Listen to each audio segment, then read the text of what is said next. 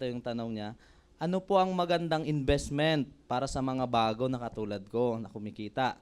Bahay or kotse? Alright. Sa una, lalo na kumikita ka na, invest ka muna ng magandang cellphone, gadgets. Okay. Kailangan yon. Lalo na uso yung online, di ba? Kailangan maganda gadget mo, mabilis. So, kasi magagamit mo siya. Tapos kung pwede laptop, meron ka rin. Okay. Invest kayo ng gadget, cellphone, tapos sunod, pag medyo maganda na, kailangan talaga ng sasakyan. Maraming nag-question yan, di ba dapat bahay? Okay lang po ang bahay. Kaya lang, di ba, itong negosyo natin ito, parang nagmo-motivate tayo dito, nag-i-inspire tayo dito, di ba, nagte-testimonial tayo. Mahirap ipakita yung bahay mo at lupa mo, dadali mo sa bawat lugar. Teka lang ito bahay ko, binili ko yan, di ba? Ganda, di ba? hindi. So, saka mas pag may sasakyan ka, naiikot mo, di ba? Napupunta mo yung mga... So, pangalawa talaga, kotse.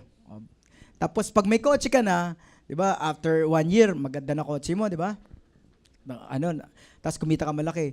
After a year, bumili ka uli ng bagong kotse.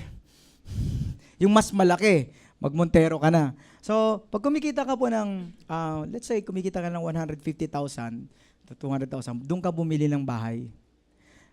Bakit?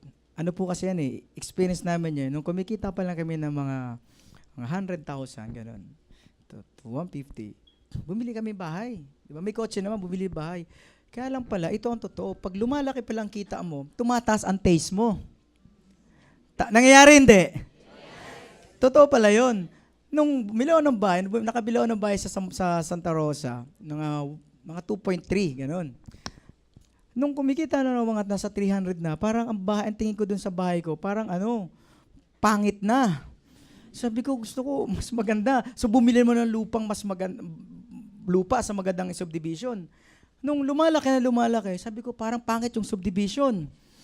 So, parang ano ba nangyayari sa utak ko? Tinatanong ko, normal ba to? Nagtatanong ko sa mga kumikita malaki. Normal yan, tumataas ang taste mo. Pag kumita ka pa ng milyon, mas tataas ang taste mo. Tama po. So, huwag mong madaliin kasi lalo na alam mo, kikita ka malaki, di ba? I suggest na, cellphone, gadget, tapos kotse. Pag mga nasa 200,000, bumili ka ng bahay. Doon ka lang bibili ng bahay. Talaga, oo. So, para yung mabibili yung bahay, mga mababa na ang 5 million. Kasi kung ang bahay mo nasa 2 million, 3 million, di pa masyado maganda, tama ba? Alam ko gusto nyo magandang bahay Alam ko yan.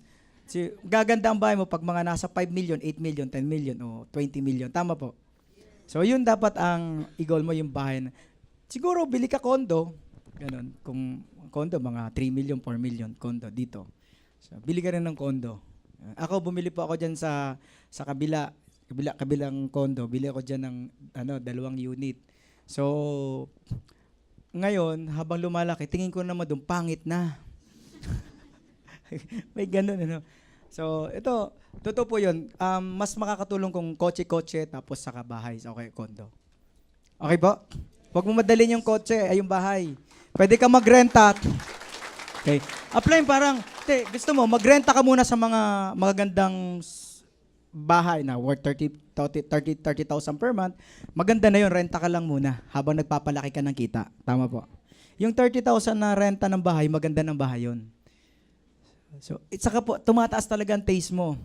Pag may napuntahan ka, iba na naman taste mo. Pag pinuntahan mo, iba talaga. Maganda ikutin mo yung mga gandang subdivision, doon ka muna magrenta. Renta ka lang muna doon. Renta lang muna. Tapos final, pag malaki na ang savings mo, patayo ka ng mansion mo. Tama po? So...